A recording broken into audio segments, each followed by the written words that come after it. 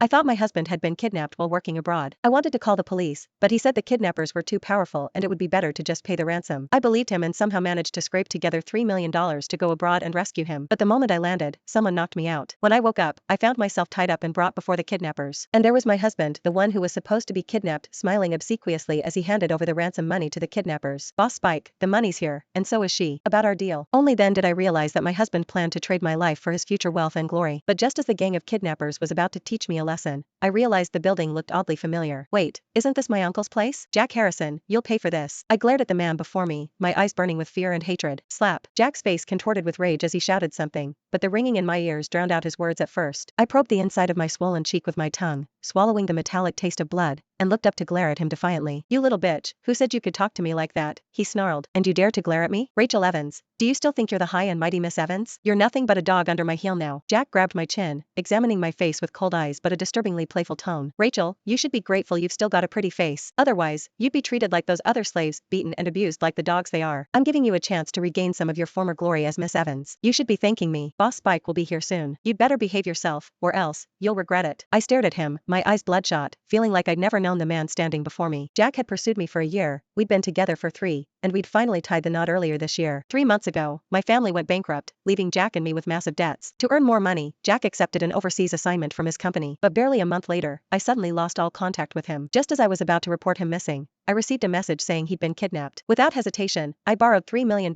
from friends and took a 15-hour flight across the ocean to rescue him. But I never imagined that the moment I landed, someone would knock me out. When I woke up, I found myself in this dark warehouse. And there was my husband, Jack Harrison, lounging with a glass of wine in one hand and a beautiful woman in the other, watching me tied up before him with a smug expression. Jack, I've never mistreated you or done anything to hurt you in all these years. Why are you doing this to me? Why? Jack chuckled, sauntering over to grab a fistful of my hair. There's no why about it. If you want to blame someone, blame your family for being so rich, and me for needing money. By the way, do you still think the Lee family was behind your family's bankruptcy? What do you mean? I stared at him in disbelief, unable to process what I was hearing. Before anyone could answer, the woman standing behind Jack sashayed forward with a coy laugh. Miss Evans, what Jack means is that he got close to you for your money. Of course, she purred. From the very beginning, Jack approached you for your family's wealth. If your father had listened to Jack and let him handle the company, you might still be the high and mighty Miss Evans. But unfortunately, your stubborn old man refused. He even had the gall to call it selling out the country. What a joke. It was a mutually beneficial arrangement, but he had to go and slander it like that. And then there's your mother, who dared to eavesdrop on our conversations. TSK, sending her to a mental hospital was Jack being merciful, considering your years together. The woman leaned down, tracing my chin with her scarlet fingernail. Miss Evans, you'd better not refuse a toast only to drink a forfeit, if you know what I mean. It was only then that I realized the truth. My family's bankruptcy, my father's suicide, my mother's depression, it was all because of Jack. After squeezing every last drop of value from me, he now wanted to sell me off to make his final profit. Jack, how could you do this to us? My family never mistreated you all these years. Why are you doing this? Why? Tears and snot streamed down my face, not just because of the betrayal of trust over so many years, but because I realized that the tragedy that befell my family was indirectly caused by me. I had even tacitly allowed Jack to send my mother to a mental hospital. This double blow pushed my hatred for Jack to its peak. Damn it, will you shut up already? Jack kicked me hard, then lunged forward and grabbed my throat. Just as he was about to hit me, an angry voice rang out. I can hear you lot squabbling before I even get in here. What kind of behavior is this? Jack's hand loosened around my throat, and he quickly fell silent, standing to the side. The woman who had been adding fuel to the fire also quieted down, calling out Boss Spike before stepping aside. That's better. We're all civilized people here, no need for all the shouting and violence. The man covered in tattoos sat down nearby, fingering his prayer beads with a soft clinking sound. Is this the new merchandise? Hearing this, Jack hurriedly wiped the cold sweat from his face and said ingratiatingly, Boss Spike, this is the target from my last mission. As I listened to Jack report to Spike how he had lured me in step by step and systematically ruined my family, I felt the blood rush to my face. Jack Harrison, Jack Harrison. I wanted to scream, to hell, but the man restraining me seemed to read my mind. Not only did he dislocate my jaw,